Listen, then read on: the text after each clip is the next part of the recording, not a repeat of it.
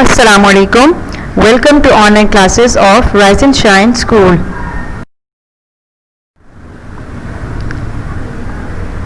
Class 4. I'm your science subject teacher Sadaf Zaman और आज का जो है हम अपने 7th लेक्चर का आगाज़ करने वाले हैं और इसके लिए हम अपनी साइंस की बुक का पेज नंबर 20 जो है वो रीड करेंगे।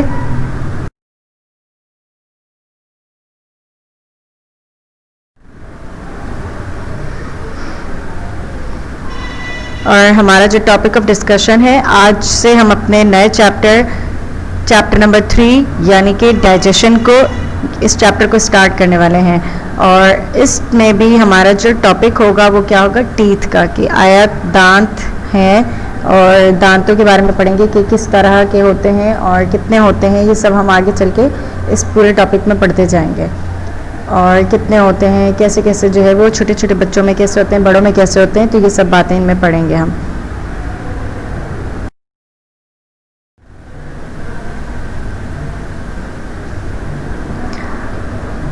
लर्निंग ऑब्जेक्टिव्स, आज के जो हमारे टॉपिक है लर्निंग ऑब्जेक्टिव्स हैं, यानी in the end of this lesson you students will be able to learn about that what is digestion, यानी कि डाइजेशन है क्या, और यानी इसके बारे में पढ़ेंगे। और डाइजेशन वैसे बता देती हूँ, हम ये एक प्रोसेस है।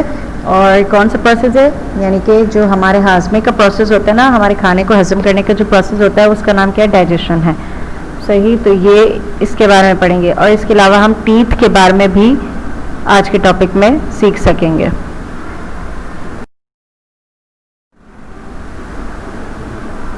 पेज नंबर 20 पे हमारा यूनिट 3 और वो है डाइजेशन, इसका आगाज कर रहे हैं।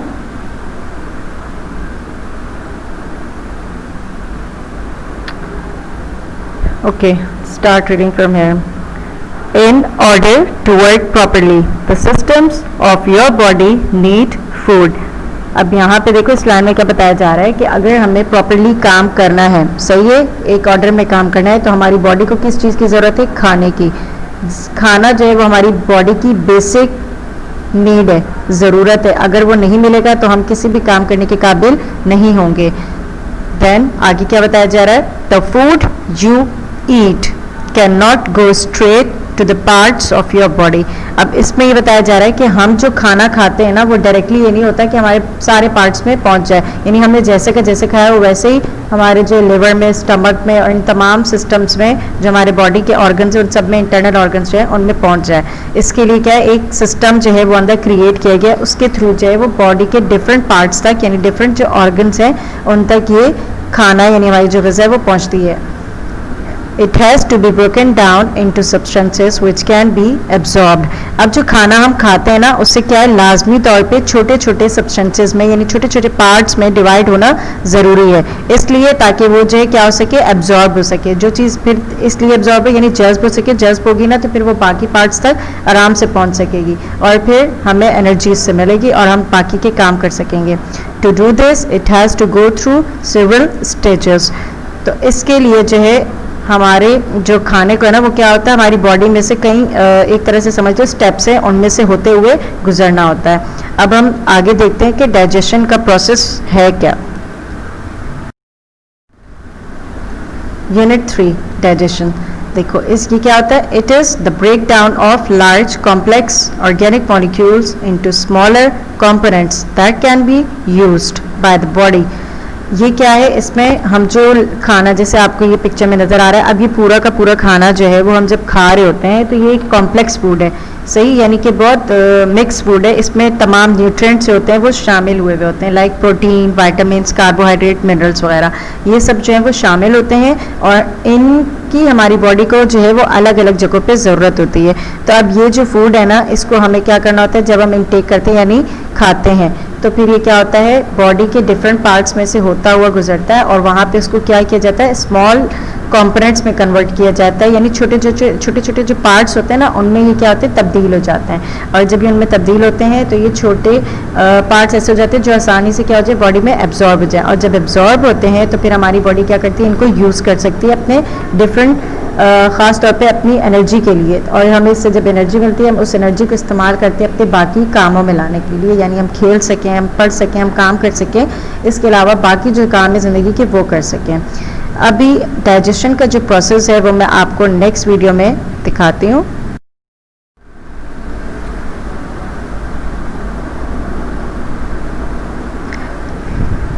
अब हम बात करते हैं डाइजेशन की। तो ये आपको नज़र आया कि यहाँ से फूड क्या हुआ, पास हुआ, सही।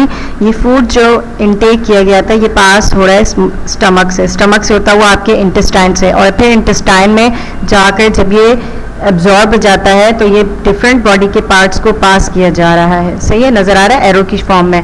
तो ये पास होता है इसलिए ताकि हमें जो हमारी बॉडी को एनर्जी की ज़रूरत है ना वो क्या हो, इस फूड के ज़रिए मिल सके। जब इस फूड के ज़रिए हमें एनर्जी मिलती है तो हम अपने जो बाकी के काम है ना, यानी अपना खेलने का काम, अपने पढ़ने का काम, अपने बाकी जो रोज़मर्रा के काम है वो क्या कर सकें, प्रॉपरली काम कर सकें।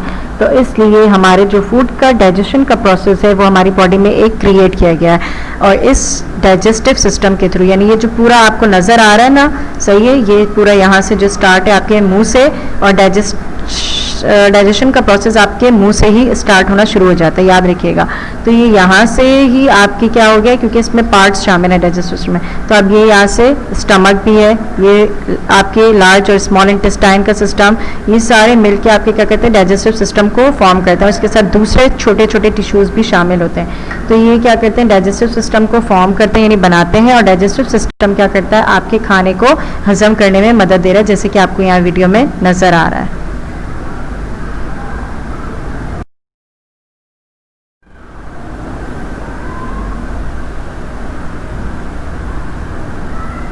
ओके, अब हम बात करें टीथ की। A baby is born without teeth. एक जो बच्चा पैदा होता है ना वो क्या होता है, बगैर टीथ के, यानी उसके मुंह में कोई दांत नहीं होते हैं। दांत कब आना शुरू होते हैं, teeth only begin to grow after the baby is a few months old, यानी जब बच्चा चंद महीने पुराना जाता है, फॉर एग्जांपल 2 से 3 महीनों का गुजर गया, फिर उसके बाद 6 मंथ हो गए, तो फिर क्या होता है कि तब उसके बाद उसके मुंह में आहिस्ता आहिस्ता दांत आना शुरू हो जाते हैं। तो इस तरह से बताया जा रहा है कि जैसे ही पैदा होता है तब उसके मुंह में दांत नहीं होते। क्यों? क्योंकि उस वक्त जो है उसको सॉलिड चीज़ें चबाने की ज़रूरत नहीं होती है, तो इसलिए उसके मुंह में जो है वो दांत नहीं होते हैं। जब बच्चा थोड़ा बड़ा होता है ना तो उसकी बॉडी की क्या होती है, ज़रूरियात बढ़ना शुरू हो जाती हैं, तो उस लिहाज से उसके मुंह में दांत आते हैं, और जब वो दांत आते हैं ना तो फिर उससे क्या होता है, वो आहिस्ता आराम से जो है वो क्या कर सकता है, जो फूड उसको डेली रूटीन में खाना चाहिए वो आसानी से ले सकते हैं, यानी सॉलिड पार्ट, असल में जो ठोस चीज़ें होती हैं ना, सख्त चीज़ें जिसे कहते हैं, वो आसानी से चबा सके। और when a baby is born it cannot only chew solid foods, यही यहाँ पे बताया जा रहा है कि जब एक बच्चा पैदा होता है ना तो वो क्या है, जो सख्त चीज़ें होती है ना वो नहीं चबा सकता, मना करते हैं ना सबके, भाई इसको सख्त चीज़ें नहीं देना, वो इसलिए क्योंकि इसके मुंह में दांत होते हैं, वो फ़ौरन निकल सकता है, तो उसके लिए नुकसानदेह, इसलिए it can only feed on milk and other liquids, वो सिर्फ और सिर्फ क्या करता है, मिल्क फीड करता है, यानी सिर्फ दूध पीता है, और बाकी जो दूसरे उस तरह के लिक्विड्स होते हैं, यानी पानी वगैरह या कोई दवाई जो होती है ना इस टाइप के, वो उस सिर्फ ले सकता है, बाकी कोई सॉलिड चीज़ जो है वो बच्चे को नहीं दी जाती। When it grows a little older, लेकिन जब ये जो है मज़ीद बड़ा होता जाता है ना, जब वो बच्चा थोड़ा बड़ा होता जाता है, a baby needs teeth to eat solid food, जैसे मैंने आपको बताया कि जब बच्चा थोड़ा बड़ा होना शुरू हो जाता है तो उसको क्या दांतों की ज़रूरत होती है, वो इसलिए होती है ताकि वो क्या कर सके, अपने जो सॉलिड फूड है यानी कि सख्त चीज़ों को क्या कर सके, चबा सके। At the age of about 3, जब 3 साल का होता है ना बच्चा, a child has a set of 20 teeth, तो उस बच्चे में क्या होते हैं, 20 दांतों का एक सेट पाया जाता है, और बड़ों में कितने होते हैं, हम कहते हैं 32 ना, इसीलिए वो 32 दांतों की बतीसी जो होती है। लेकिन ये है कि ये जो बच्चों का 20 सेट दांतों का सेट होता है ना, इसको हम क्या कहते हैं, बेबी टीथ, यानी these teeth are called baby teeth और मिल्क टीथ। तो बच्चों में ये जो छोटे दांत होते हैं, 20 दांतों का जो सेट होता है, इसको हम क्या कह रहे होते हैं, बेबी टीथ या फिर मिल्क टीथ कहते हैं। सही, ये याद रखना है आपने कि जो छोटे बच्चे होते हैं उनमें जो है दांत कब आना शुरू होते हैं, एट द एज ऑफ 3, यानी 3 साल की जब उम्र होती है तो उनमें 20 टीथ का एक सेट जो है वो क्या होता है, अपेयर होता है, यानी जाहिर हो जाता है, और उन टीथ को हम क्या कहते हैं, मिल्क टीथ कहते हैं या फिर बेबी टीथ कहते हैं। सही। अब जैसे यहाँ पे आपको बताया ये बेबी है जिसमें कोई टीथ नहीं पाया जा रहा है। अगर आप इसके मुंह पे गौर करो तो यहाँ पे इसके मुंह में कोई भी टीथ नहीं है, सही है। लेकिन जैसे ही बच्चा जो है थोड़ा बड़ा होना शुरू हो जाता है, चाइल्ड विद मिल्क टीथ, अब यहाँ पे आपको नज़र आ रहा है ये जो बच्ची है यहाँ पे, इसके मुंह में क्या होंगे, लाजमी दांत हैं। क्यों? क्योंकि इसकी ग्रोथ हो चुकी है और अब इसको अपनी बॉडी के डिफरेंट पार्ट्स को काम में लाने के लिए फूड की ज़रूरत है, वो भी सॉलिड फूड भी, यानी जैसे रोटी चबा सके, चावल वगैरह या बाकी ब्रेड है और सही इस तरह की जो फूड है इसको क्या है, इसकी ज़रूरत है। तो इसलिए इनके मुंह में क्या होते हैं, फिर मिल्क टीथ अपेयर हो जाते हैं। और मिल्क टीथ अभी हमने पीछे पढ़ा कि क्या होता है, 20 टीथ होते हैं, सेट ऑफ 20 टीथ, यानी कि 20 दांतों का जो एक सेट होता है ना, उससे कह रहे होते हैं। फिर आपके जो परमानेंट टीथ होते हैं, जब बच्चा 6 साल का हो जाता है, परमानेंट टीथ आपकी कब जाहिर होते हैं, एट द एज ऑफ 6, सही है। जब बच्चा 6 साल का हो जाता है तो फिर क्या हो जाते हैं, परमानेंट टीथ आपके आना शुरू हो जाते हैं। परमानेंट टीथ वो टीथ होते हैं जो आपकी लाइफ के आखिर तक चलते हैं, इसलिए इन टीथ को हम क्या कह रहे होते हैं, परमानेंट टीथ कहते हैं। अब बात करते हैं होमवर्क की। होमवर्क मैंने आपको दिया है, आपने पेज नंबर 20 जो है वो चैप्टर नंबर 3 डाइजेशन का बहुत अच्छे से रीड करना है। इसके अलावा आपने जो काम लिखने का है, थोड़ा सा काम है, लाजमी कीजिएगा। टाइटल पेज बनाना है, इंडेक्स और इसी चैप्टर के कीवर्ड्स जो हैं वो आपको गिवन होंगे, तो वो आपने लाजमी करना है। इसकी फ़ाइल आपको अटैच मिलेगी और अपना काम जो है वो क्या करना है, आपने करके रिस्पेक्टिव डेज के डिस्कशन बॉक्स में लाजमी पोस्ट करना है और काइंडली अपनी जो अटेंडेंस है उसको रेगुलर करें और मार्क लाजमी कीजिएगा अटेंडेंस को। ये जो है वो आपका इंडेक्स का पेज है डाइजेशन चैप्टर का। इसमें आपने क्या करना है, कीवर्ड्स लिखना है, यहाँ पे choose the correct answer, blanks, match the columns, mark true false, brief question answers, detail question answer, worksheet. ये जो है वो क्या है, आपके इंडेक्स पेज है। इसके अलावा आपने क्या करना है, कीवर्ड्स लिखने हैं। कीवर्ड्स में आपने क्या करना है, इंसीजर्स, सही है, ये आपके दांतों की एक टाइप है, इंसीजर उसे कहते हैं। परमानेंट टीथ मैंने आपको बताया जो आपके लाइफ टाइम चलते हैं। प्रीमोलर्स, ये भी आपके क्या है, दांतों की एक टाइप है, और क्योंकि हमारे ना 4 टाइप्स के टीथ होते हैं, इंसीजर, केनाइन, प्रीमोलर्स, मोलर्स, तो उनमें से प्रीमोलर का यहाँ जिक्र किया गया है। और एक बात और, ये जो है आपको मज़ीद डिटेल में नेक्स्ट लेक्चर में बताया जाएगा। प्लाक, आपको जो आपके दांतों पे पिलाहट जमा जाती है ना, उसको क्या कह रहे हैं, हम प्लाक कहते हैं। इंटेस्टाइन्स, आपकी जो आंतें होती हैं उनको कहते हैं डाइजेस्टिव जूसेस। डाइजेस्टिव जूसेस इसलिए कह रहे हैं, हमारा जो डाइजेस्टिव सिस्टम है उसमें कुछ जूसेस पाए जाते हैं जो हमारे फूड को एब्जॉर्ब करने में और उनको डाइजेस्ट करने में क्या करते हैं, हेल्प करते हैं, सॉफ्ट करने में, सही। तो उन जूसेस को हम क्या कहते हैं, डाइजेस्टिव जूसेस। बैक्टीरिया, बैक्टीरिया जो है वो क्या है, आपके पास जरासीम होते हैं कुछ, उनको कह रहे हैं।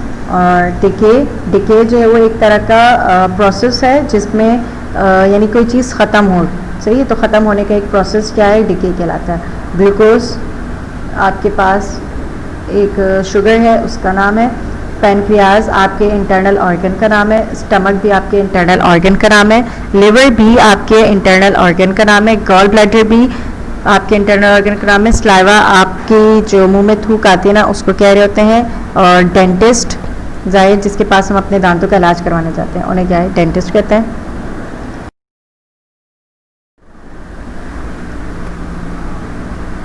आज का हमारा लेक्चर यहीं तक का था। अगले नेक्स्ट लेक्चर में आपसे दोबारा से मुलाकात होगी। तब तक के लिए सब अपना ख्याल रखिएगा और काम टाइम पे कर लीजिएगा और डिस्कशन बॉक्स में पोस्ट करना मत भूलिएगा। दोबारा आपसे मुलाकात होगी इंशाल्लाह अज़्ज़ व जल। तब तक के लिए अल्लाह हाफ़िज़। Thank you.